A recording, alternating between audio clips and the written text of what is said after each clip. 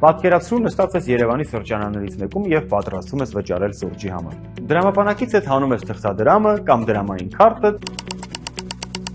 ու մտածում՝ մի րոպե, իսկ որտեղից է ծագում այն դրամը, որ հիմա ձեռքումս է կամ քարտից վրա։ Թույլ տուր 1 րոպեում քեզ պատմեմ մեր դրամի պատմությունը։ Հայկական դրամը շրջանառության մեջ դրվեց 1993 թվականի նոյեմբերի 22-ին Հայաստանի Հանրապետության անկախացումից 2 տարի անց։ Մինչ այդ Հայաստանը օգտագործում էր խորհրդային ռուբլին, բայց նոր անկախացած պետությունն իր սեփական արժույթի կարիքն ուներ տնտեսությունը կայունացնելու եւ ազգային ինքնությունը պաշտպանելու համար։ Դրամ անվանումը գալիս է հին հունական դրախմա բառից, որը նշանակում էր բուռ։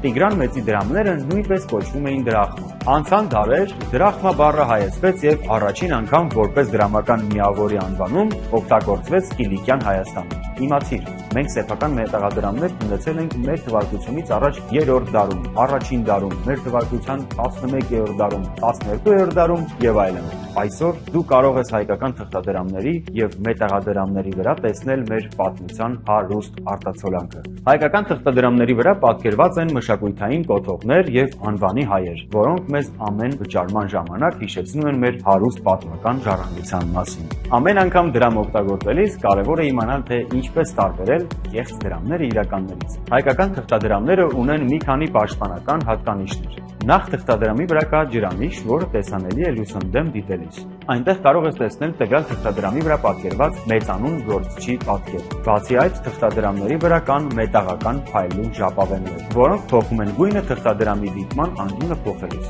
Թղթադրամը պետք է նաև շոշափել, քանի որ իրական դրամը տպագրվում է բարձրորակ նյութի վրա եւ ունի որոշակի ռելիեֆային հատվածներ։ Գեղեցիկ են թղթադրամները ուլտրամանուշակագույն լույսի տակ, երբ որոշ հատվածներ սկսում են փայլել տարբեր գույներով։ Այսօր դրամը ոչ միայն վճարման միջոց է, այլև պետականության խորհրդանիշներից մեկը։ Իմացիր մեր դրամի մասին, եղիր ապահով, եղիր բարեկեցիկ։